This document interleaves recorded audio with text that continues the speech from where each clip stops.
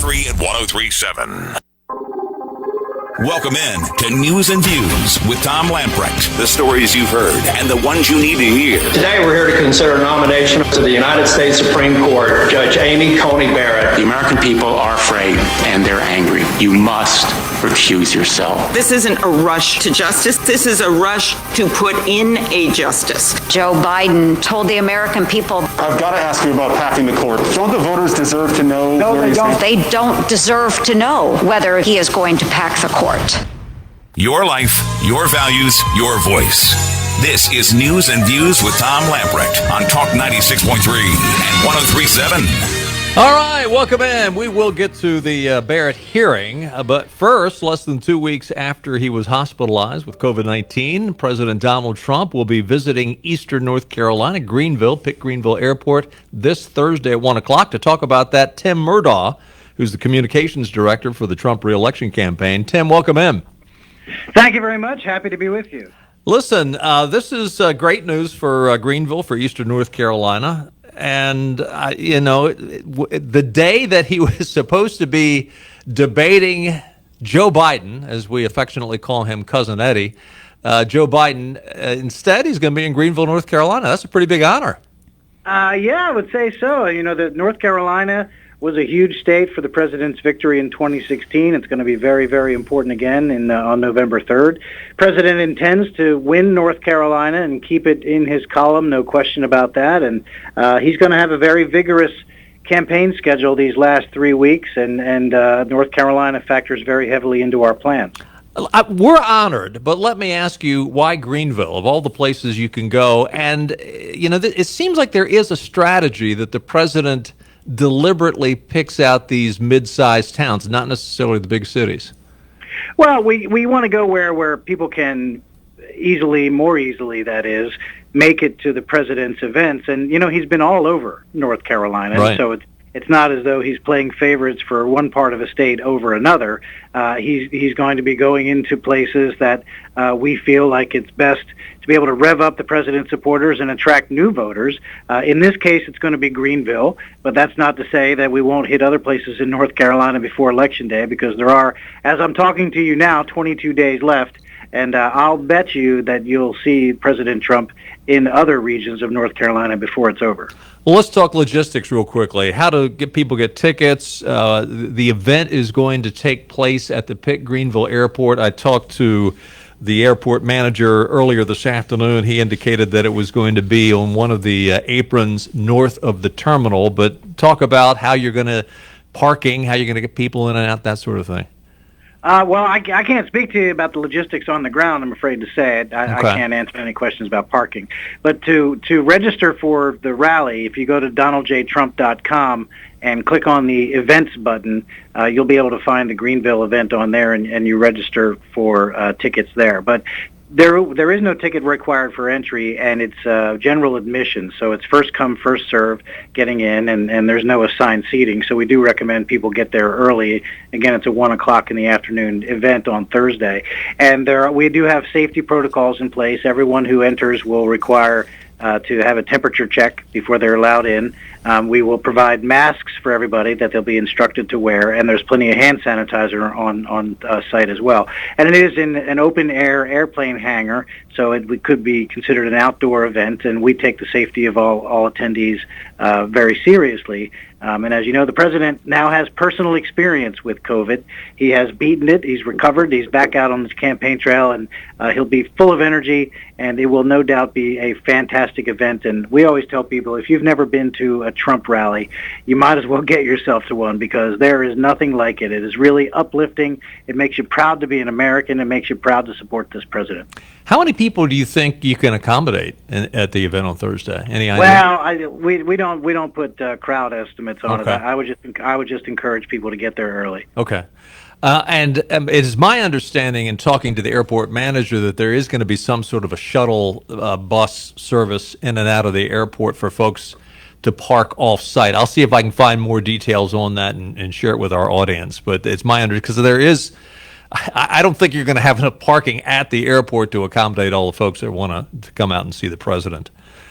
Well, we anticipate it'll be a large crowd, and I hate to have to answer the question this way, but we have advanced staff and on-the-ground staff who handle that sort of thing, and so I'm afraid I'm not okay. Well, we'll see if we can get that answer for our folks. Let's talk the campaign in general. You know, I'm noticing there are a lot of similarities to 4 years ago. The biggest might be the disparity in terms of the poll numbers as compared to the crowd sizes. Give us your thoughts on that. I think you're dead on about that, and we lived through this history, and all of America did in 2016. If you look back to October of the year the president was elected, these very same media polls were showing Hillary Clinton with the very same lead that they're now showing Joe Biden having. And if the polls were correct, then we would be talking about Hillary Clinton's reelection campaign right now, and of course we're not. We see how that worked out. So we know exactly what's happening on the ground in these very important states. We know that the president remains strong. In North Carolina specifically, the president is going to win North Carolina. In Florida, the president's going to win Florida and Georgia and Pennsylvania and Ohio and states up across the upper Midwest, Michigan and Wisconsin. We know exactly where the president stands, and he's very strong. So we absolutely firmly believe that if the election were held today, the president gets reelected, no question about it. And the crowd size, I mean, you saw you'll see a large crowd tonight in Florida. The president's on the road tomorrow in Pennsylvania, and Wednesday he's in Iowa. Thursday he'll be in Greenville, and you'll see loud, boisterous, large crowds out to see the president. Contrast that with Joe Biden. I was going to say, yeah. Yeah. He had, I don't know if you've seen this piece of video. Arizona? Yeah. Yeah, the Arizona thing where there's a reporter out there is almost embarrassing. You know, she said it's kind of boring out here and there's nothing really to see.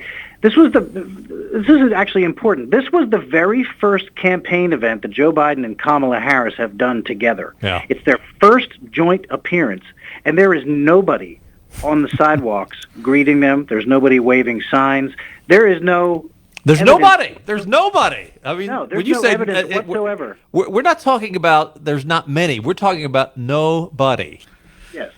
There's no evidence whatsoever visibly that a candidate for president, a former vice president of the United States, is inside holding a campaign event. No evidence whatsoever. It's unbelievable. No one is excited about Joe Biden. We've known this for a long time. These bad public polls. Yeah.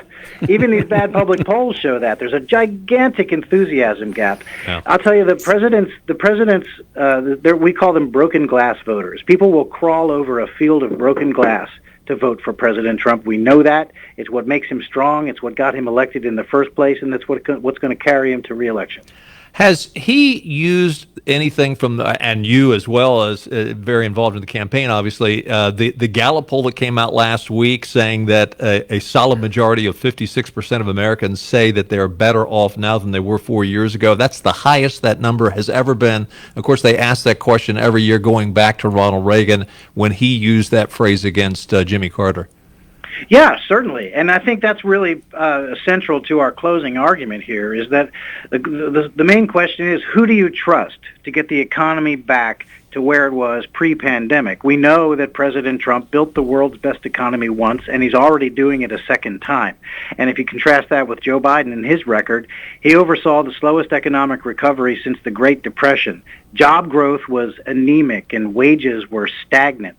And on top of that, he voted for NAFTA, which killed 850,000 American jobs. And he's always put China's interests ahead of the interests of American workers, and he got them into the World Trade Organization and normalized trade relations with China, and that cost us 60,000 factories and 3.5 million jobs.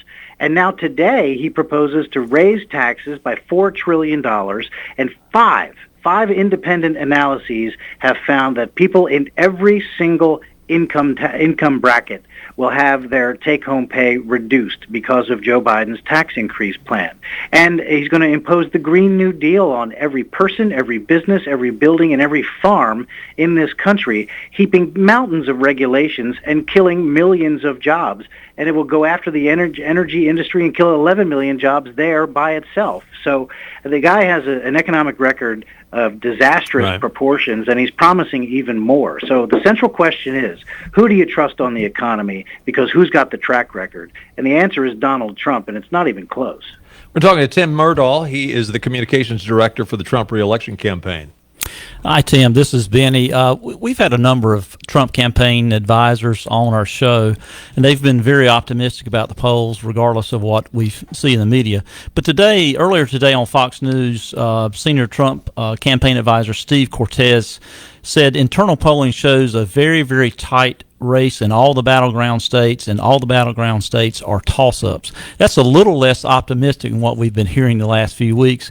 Have things really changed in the internal polling since the first debate and since President Trump was diagnosed with COVID? No, I don't think so. I think that's just a different way of phrasing it. The president remains strong. Look at the national news media wants everyone to believe that this thing is over and Joe Biden has won. The president is either tied or ahead of Joe Biden in all of the battleground states. And so, if in a state like North Carolina, if the president is up by a couple of points, 2 or 3, that still qualifies as a tight race. We don't take anything for granted, no doubt. In states like Arizona, it's tight, but we know that we're ahead. Even in states that Hillary Clinton won, like Minnesota and Nevada, these are tight races. And with our amazing ground game, it's the largest, most unprecedented ground game that any political campaign has ever assembled, with 2.5 million volunteers now. Our ground game is worth 2 to 4 points all by itself on Election Day, just getting people out to vote. So we feel very, very good about where we are. If we go into a state where it's neck and neck on Election Day, we're pretty confident we'll win that state by 2 or 3 points. What's the latest on the debates? Is there going to be a third debate, do you think? And is there going to be a replacement for the second debate that was supposed to take place this Thursday? We certainly want that. I think the debate on the 22nd is a go. We haven't heard otherwise from Joe Biden trying to get out of it like he did this other one. But look, there was no reason on earth. There's no medical reason why we couldn't have the debate on the 15th in Miami as scheduled, in person on stage with Joe Biden. The president's been cleared for normal activity by the White House doctors, who are the best doctors in the world. And now the commission made a unilateral decision to go to a virtual debate, which to us is just not acceptable, because Biden's down there in his basement. He uses the teleprompter all the time, and he could have staff around and prompting him with answers to questions and things. So if it's not in person, it's not really an effective debate. So we said, no, virtual is no good. We need to do it on the stage. And then the commission just abruptly decided to cancel it. So we have said, look, push them back a week. Let's do them on the 22nd and the 29th, and let's still have the 3 that we all agreed to. So we're still hopeful that there will be one more additional one coming, and the president will be in Nashville on the 22nd ready to debate Joe Biden, and we want to do one more. And there's nothing there. I looked at this. I double-checked, because the way that people talk about this presidential debate commission, I figured it had to be in the U.S. Constitution, the way they give it so much, right? But I went and I looked, and I'm here. I don't know if I'm breaking news here with you guys or not, but I looked, and do you know that the presidential debate commission is not in the U.S. Constitution? It's not. So apparently, there's nothing stopping us from having a debate with Joe Biden somewhere in this country outside of the authority of our overlords at the debate commission. Did you know that? We could actually do that. Well, go for it. I hear you. It is frustrating when you read all these stories about how the commission is made up of Democrats and rhinos. Well, not just rhinos. They are avid anti-Trumpers. They've donated money to Democrats. They have all made public statements critical of the president. So you've got the commission staffed by and run by a bunch of Democrats who support Joe Biden and a bunch of Republicans who oppose President Trump. That's not bipartisan. That's not some sort of neutral authority. And I really have we're perplexed as to how this unelected debate commission has gotten so much power, where everyone just bows to their wishes and says, "Oh, okay, well, the debate commission says," as though it's from some authority from on high. Is there an 11th commandment that Moses brought down from the mountain that I'm not aware of that includes, the presidential debate commission? Thou shalt not question the rulings of the debate commission. That's a big statement.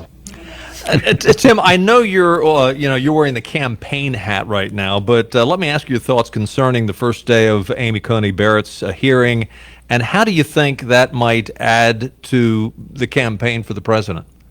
Well, I think these hearings are really great for our side, really great for the president, and really great for conservatives because, one, it's just more evidence that they were absolutely right in electing Donald Trump in 2016. His record of appointing more than 200 solid conservative federal judges to the courts and the circuit courts and the federal district courts all around the country is second to none, really. I think maybe second only to George Washington in percentage of the judges that he's been able to appoint. And so these hearings really, really fire up the president's supporters.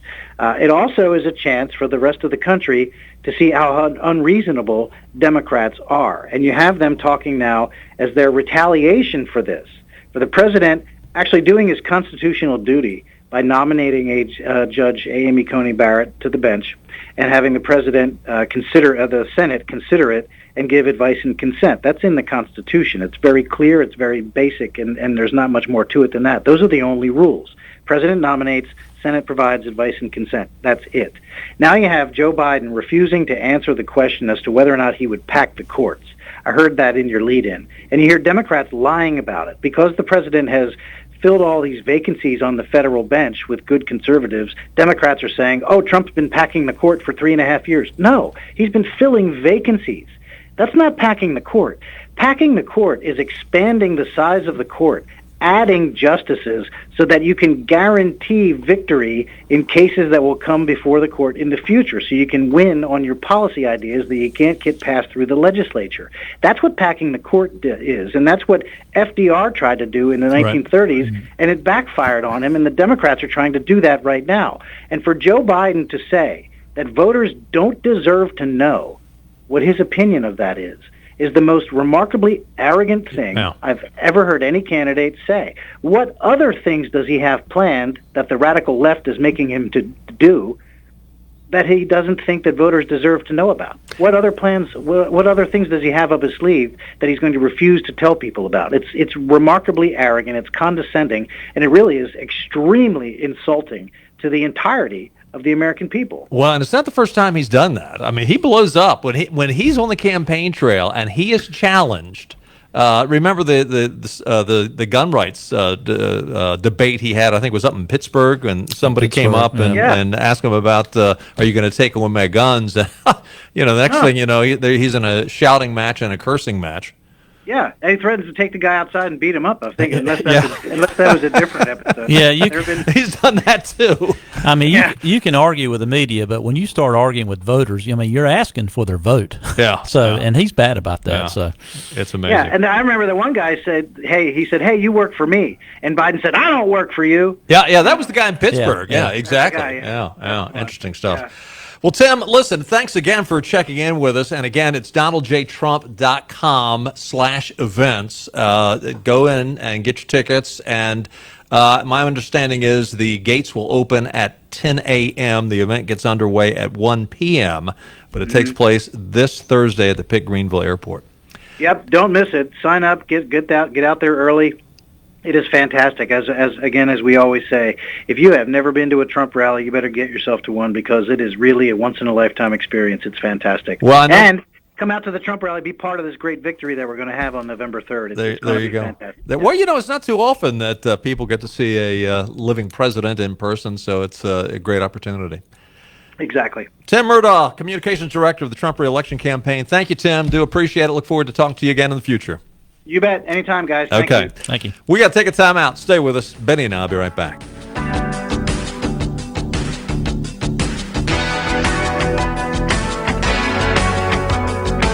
Life happens fast, and there's no time for downtime. Get a $70 rebate after submission with the purchase of 4 Michelin passenger or light truck tires, plus free tire rotations for life. Colony Tire is a better way to go. No other discounts apply. Offer expires 10/27/20. There's a big difference between those running for Beaufort County Commissioner under the Republican label this year. Tandy Dunn believes that a Republican majority should elect Republicans as commission officers. John Rebholz, on the other hand, voted for a coalition with liberal Democrats to exclude conservatives from leadership and to give one of the top offices to liberal Democrat Jerry Langley. Tandy Dunn supports gun rights, while John Rebholz has voted against concealed carry for trained and vetted permit holders. Tandy Dunn opposes an expensive and unnecessary new jail, which would raise our taxes, while John Rebholz voted to stack a study committee with interest groups likely to support a new jail. Let's elect Tandy Dunn, County Commissioner. He's one of us.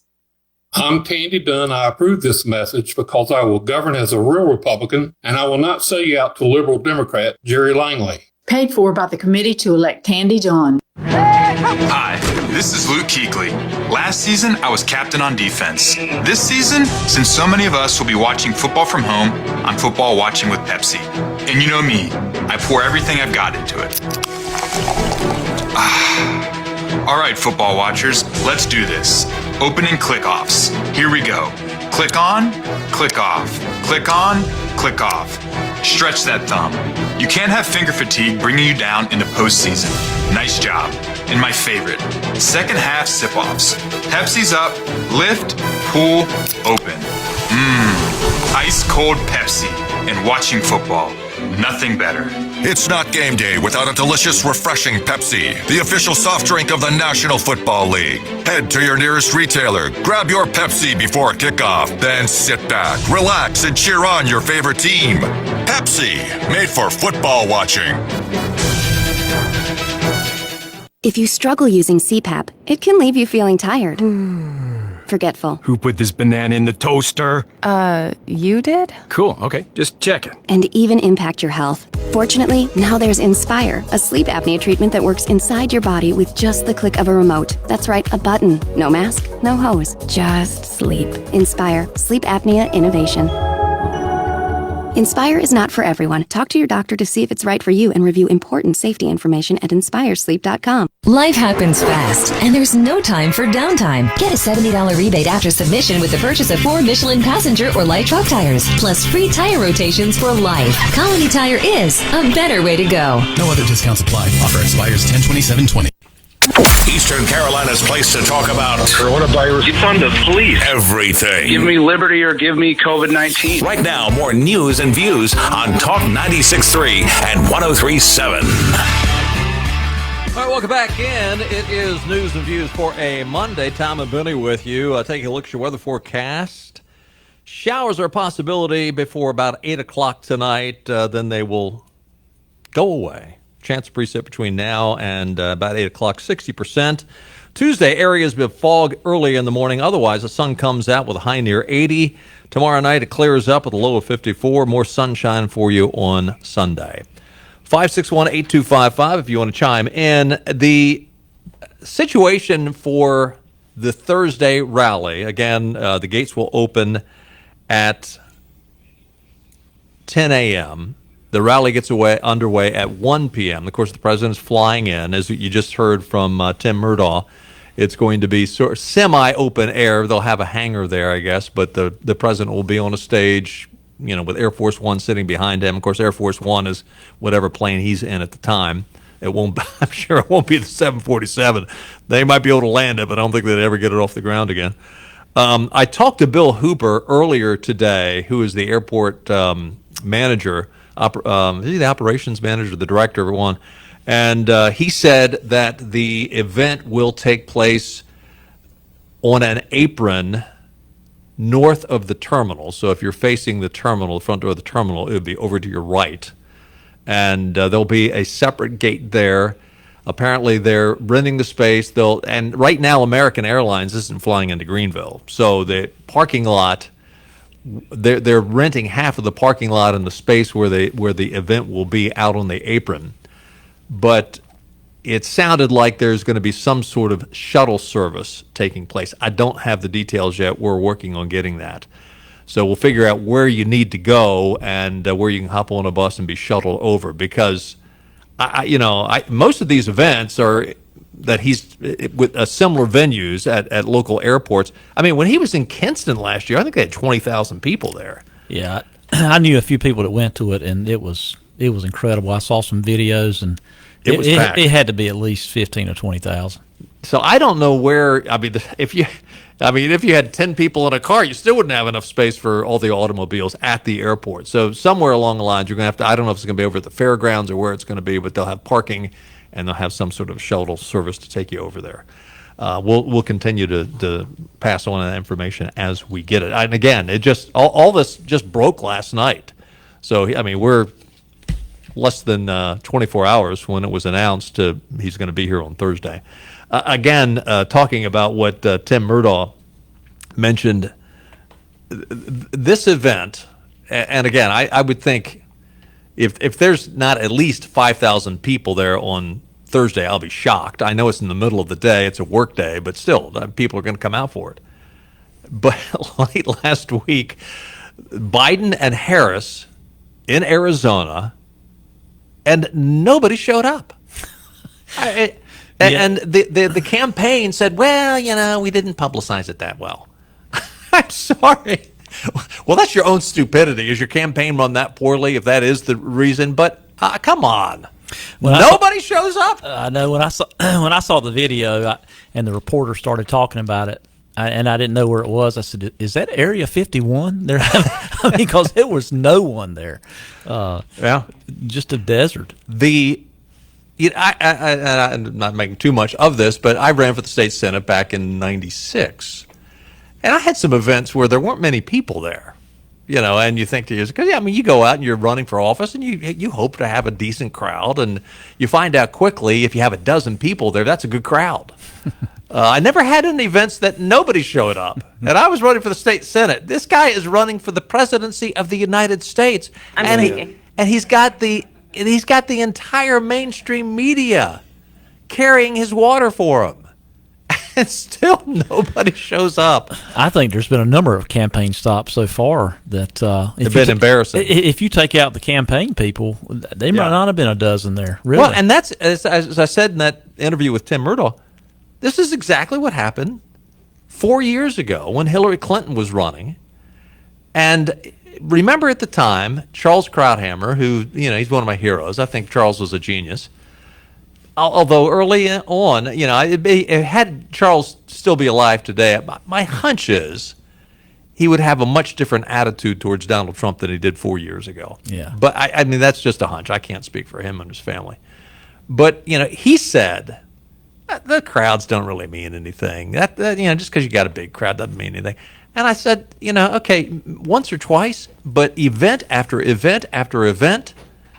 And, I finally came out and said, well, on the air 4 years ago, I said, no, this is significant. This is highly significant. When you have thousands of people showing up for one of the candidates time after time after time, and you have dozens showing up for the other candidate time after time after time, that's significant. And I think it's significant this time. Yeah, the only thing is Donald Trump didn't win a lot of metro areas, and there are a lot of people in metro areas, and generally they vote Democrat. See, you're taking the place of Sadie. I mean, we had this discussion 4 years ago. She was, I don't think that I'm really worried.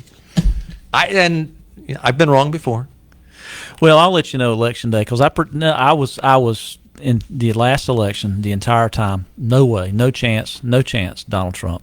I always vote on election day for the president. Right. Always. It's just the thing I want to do. Yeah, I do as well. And when I went and voted, I'm always the first person there, always, or maybe the second, because I'm a morning person. And when I got there, and there were dozens and dozens in front of me of people that I don't think ever voted before. You knew. And I said, he's going to win this. And I saw the same thing with President Obama in 2008. And that's the only other time I've ever seen that. It was interesting. On Saturday, they had the Back the Blue rally in Greenville. It was a little bit of rain. I thought it was a good crowd. My wife and I went down there. We had another event. We had a grandson's birthday party we went to, but we got down there for about the first hour and a half, and I thought it was a good crowd. I'm lousy at estimating crowds, but I would guess there was probably 250 to 300 folks there, and I don't know if they did an official count or not, but I thought it was a good crowd. There was maybe 4 or 5 defund the police, purple-haired, orange-haired, Gothic-wearing, college-age kids. What was interesting, so they show up. One had a sign that I couldn't repeat to you what was on the sign because Henry would lose his license, but it was vulgar. The other sign was just defund the police. But it was interesting. There was a bunch of pro-police bikers there, and there must have been a couple dozen of them. And these people tried to get on camera. And, of course, immediately, you have 250, 300 people, pro-police people, and the camera immediately turns when they see 3 or 4 defund the police, Gothic-wearing, purple-haired folks. They turn their cameras and they run over to get a picture of them. I didn't watch the local news on Saturday night, but I'm sure that was I'm sure they gave the nut jobs as much time as they gave the people that were there supporting the police. I mean, that's just how the media tends to work. But it was sort of funny because the bikers saw the camera people turn their cameras towards the protesters, so they all stepped in front of the 3 or 4 protesters and held their flags up high so they couldn't see the signs. So they were on top of it. But overall, I thought it was a good turnout. But apparently I didn't realize it at the time, but apparently there was Back the Blue rallies all over the country on Saturday. And there was a lot of coverage of some rallies out of California, and there were African Americans, pro-police African Americans in this rally in Greenville, but in many of these rallies across the country, there was a sizable showing of blacks supporting Trump and supporting the police. So the narrative you see on the mainstream media, don't always believe it. Especially the last 4 years. Yeah. So Kamala Harris, last week, she showed us that she wasn't much of a history teacher. This week, she's taking up medicine, and she's not much of a doctor either. Her big deal during the Amy Coney Barrett proceedings today was that it was totally unsafe to hold this hearing. And the irony is, she wasn't there in person. She was doing it via teleconferencing, Zoom. I'm speaking. Yeah. But she was, that was her rationale. We shouldn't have this. It was a sham. Can't have it. Dangerous to have it because of COVID. Everybody else in the world has to go to work, but the Senate, they get a bye if they want to. And of course, they're just using that as their excuse. Today's hearing wasn't that; it was just statements. You had a bunch of senators on the judiciary get up and make their statements, and it was pretty typical. Every Democrat, it seemed, I didn't watch them all. I watched several of them. It looked like every Democrat, they were holding up pictures of some poor constituent that is going to die next week if Amy Coney Barrett is put on the Supreme Court because Obamacare will be overturned. And it was pretty pathetic. I didn't hear anybody go after her faith as Feinstein went after her a few years ago when she said the dogma lives within you. Feinstein, the dogma lives within you, madam. Yeah, and she didn't mention anything about faith today, Dianne Feinstein. No. It was mainly about, the whole ACA packing the court thing. But mostly today, it was funny, the Democrats today mostly just talked about the Affordable Care Act, getting rid of pre-existing conditions, which is obviously a matter of policy, has nothing to do with the court. But, and again, I've said it before, I think the Trump administration has done a poor job communicating their position on replacing the Affordable Care Act because they had something in place. It's just it lost a vote because of John McCain. Just because of John McCain, we would not have the Affordable Care Act. And, I mean, part of their plan was they were going to protect people with pre-existing conditions, and they have not done a good job communicating that. Amy Barrett's opening statement was a good one. One of the keys she hit on, though, was she talked about Antonin Scalia and how she clerked for Antonin Scalia and the impact that she talked about, the impact a lot of people have made on their lives, but certainly Justice Scalia was one of those. And she talked about, more than his style of his writing. It was the content of his message, his reasoning that shaped me, she said. His judicial philosophy was straightforward. A judge must apply the law as written, not as the judge who wishes that it was how they wanted it. I'm paraphrasing there. But this is one of the things she said, cut one, Clark, this is one of the things she said that I think will drive the libs nuts. Justice Scalia taught me more than just law. He was devoted to his family, resolute in his beliefs, and fearless of criticism. And as I embarked on my own legal career, I resolved to maintain that same perspective. There's a tendency in our profession to treat the practice of law as all-consuming while losing sight of everything else. But that makes for a shallow and unfulfilling life. I worked hard as a lawyer and as a professor. I owed that to my clients, to my students, and to myself. But I never let the law define my identity or crowd out the rest of my life. A similar principle applies to the role of courts. Courts have a vital responsibility to the rule of law, which is critical to a free society.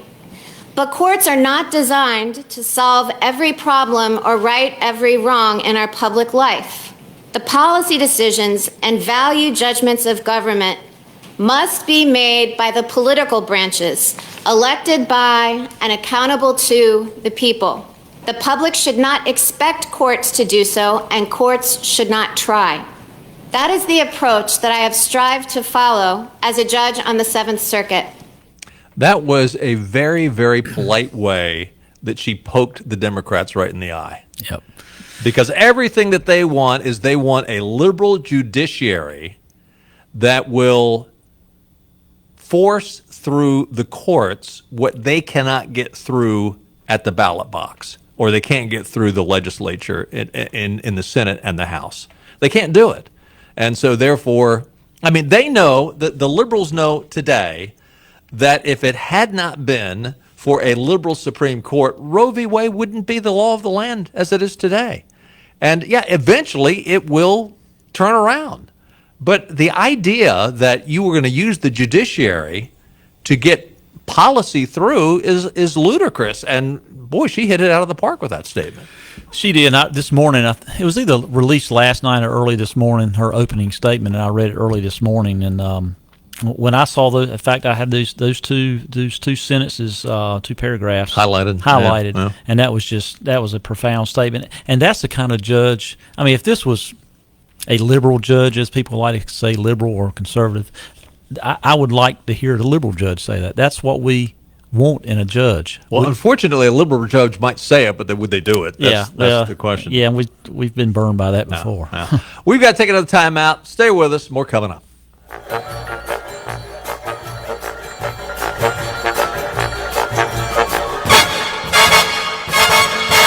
GoEco is the office equipment company that people all over eastern North Carolina are turning to for their office copier and equipment needs.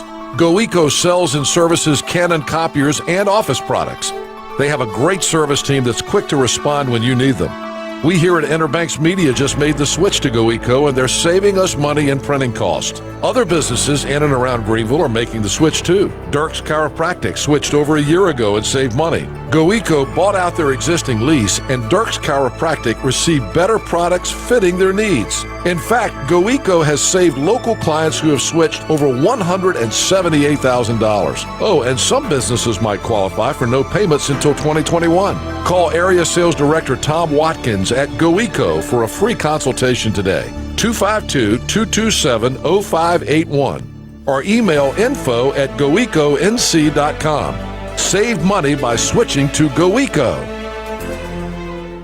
Our local police matter. That is why Tony Moore is running for North Carolina House. Tony's opponent, Candy Smith, has had several run-ins with law enforcement and court summons in multiple counties. Police officers filed a lawsuit against Candy Smith, alleging that she was initiating confrontations and interactions with GPD officers to file complaints against them. Our local law enforcement have a difficult job and deserve our support. I am Tony Moore, and I approve this message. Paid for by the committee to elect Tony Moore to NC House. Need to insure a boat in Edenton, a business in Elizabeth City, a car in Greenville? How about a farm truck in Columbia or a home on the Outer Banks? Weatherly Insurance Agency, an independent insurance agency with 5 locations in eastern North Carolina, is here to help. Weatherly Insurance Agency has agents you can get to know because they're your neighbors and live in your town. Call today, 888-OBX2IBX, or on the web at weatherlyinsurance.com. From the Outer Banks to the Inner Banks, Weatherly Insurance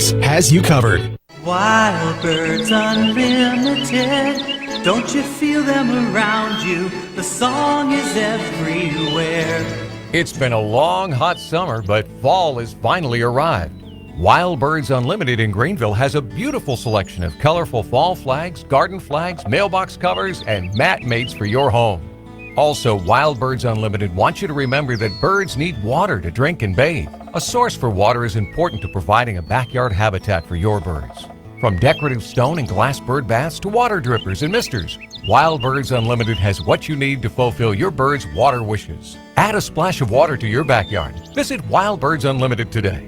Wild Birds Unlimited in Greenville, across from Kickback Jack's in the Promenade Shopping Center. Open Monday through Saturday, 10 to 6, Sunday, 1 to 5. Wild Birds Unlimited, we bring people and nature together. From page one of this story, every American who wants a vaccine, defeat the virus once and for all, to the final chapter of this story. This is the most important election. All the stories that matter to your story. Serving on the Supreme Court. Strengthen the economy. Hatred, bigotry, and violence. The information they need. Your world, your stories. More chapters to be told. Heard every day. Every single day. Let your voice be heard this November. Register to vote now at vote.gov. From Talk 96.3 at 103.7. Here's Tom Lamprecht with more news and views. Welcome, and if you're not registered to vote, can you still register to vote? Is it too late?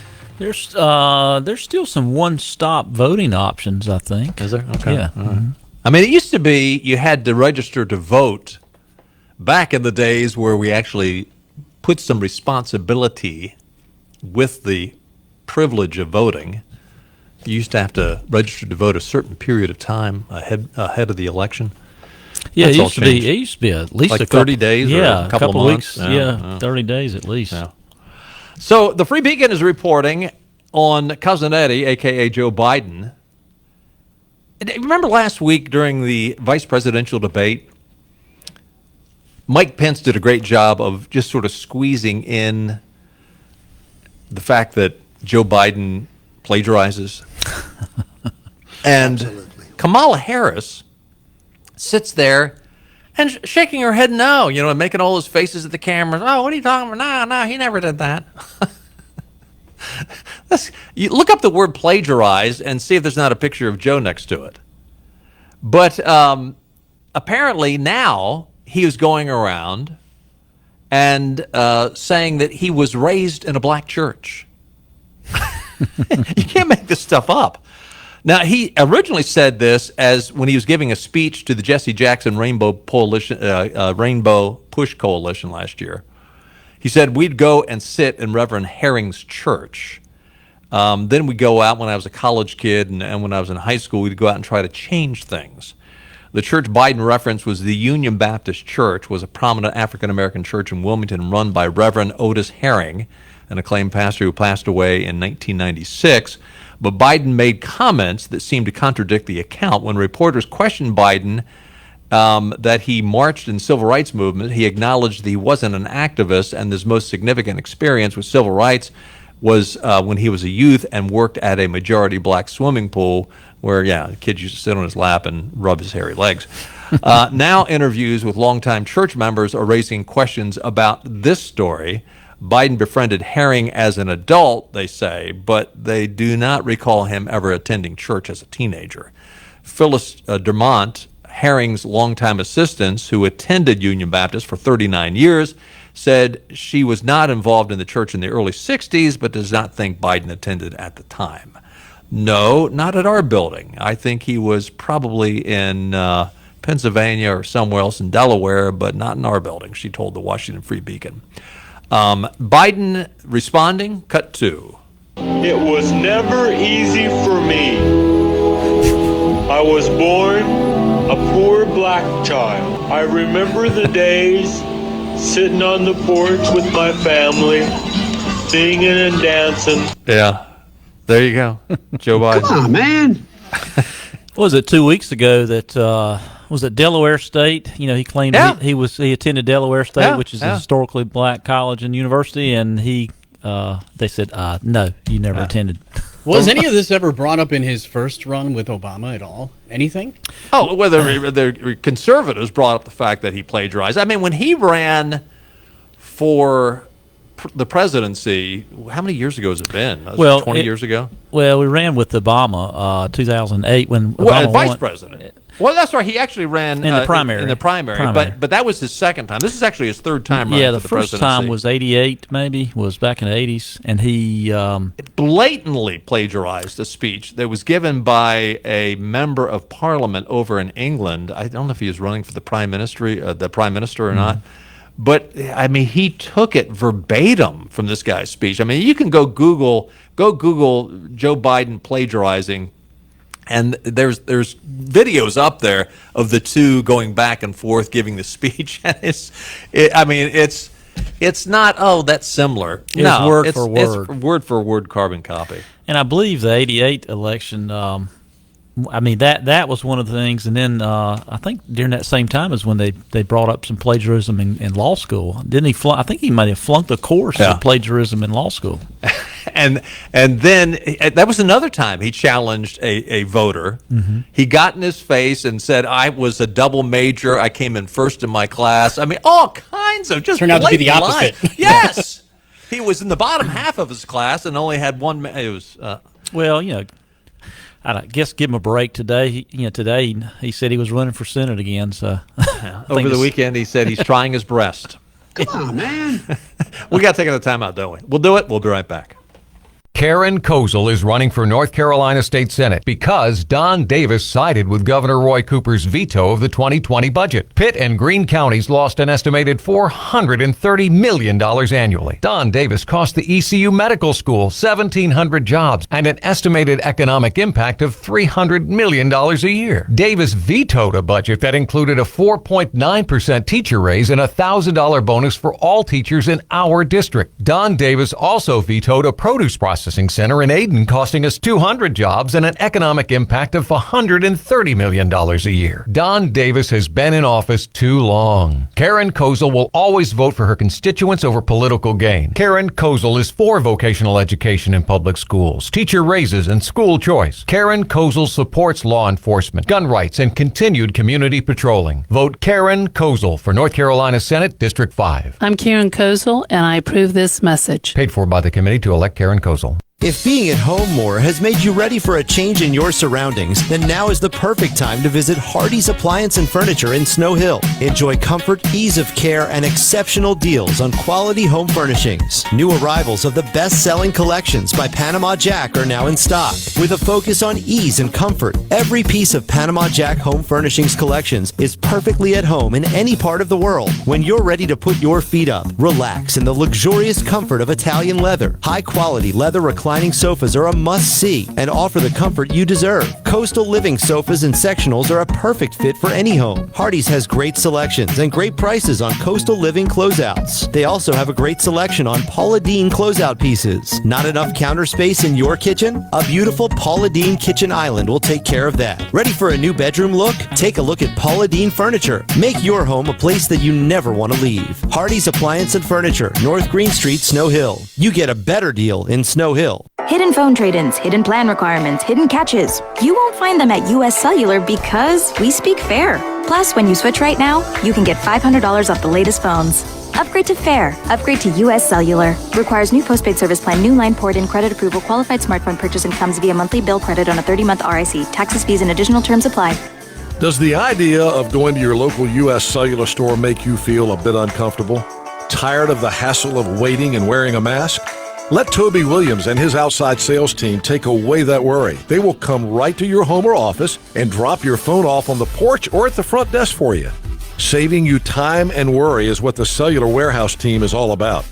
Call Toby Williams today at 252-799-7051.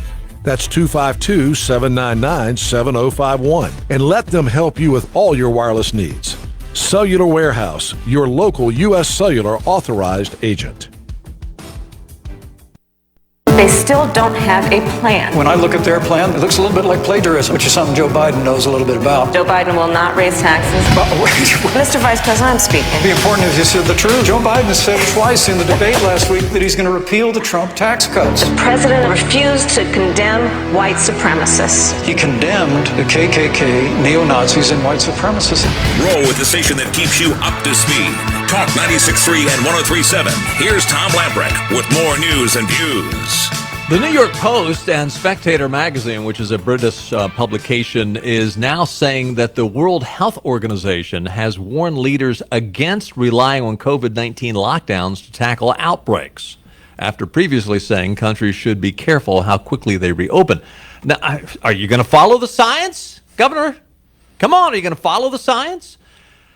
World Health Organization envoy Dr. David Nabarro said such restrictive measures should only be treated as a last resort.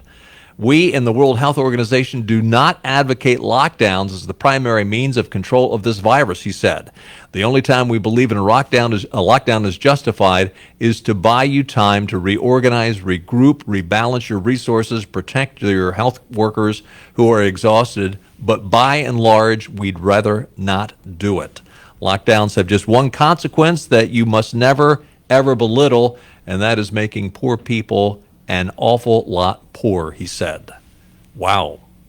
Big statement. Are you listening, Governor Cooper? No. No, I don't think so. Well, he believes in selective science. Yeah. Follow the data. Yeah. Follow the science. Anyway, we'll...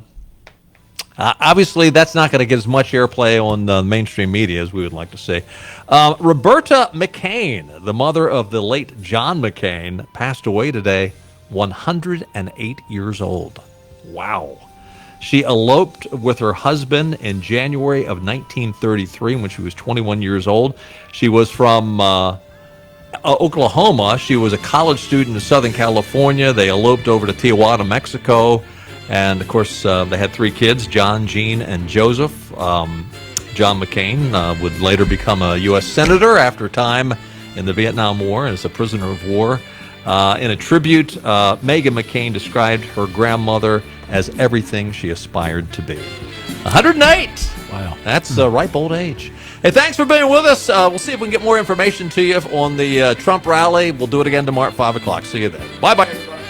Raleigh politicians put big cities first and rural communities last. But Chris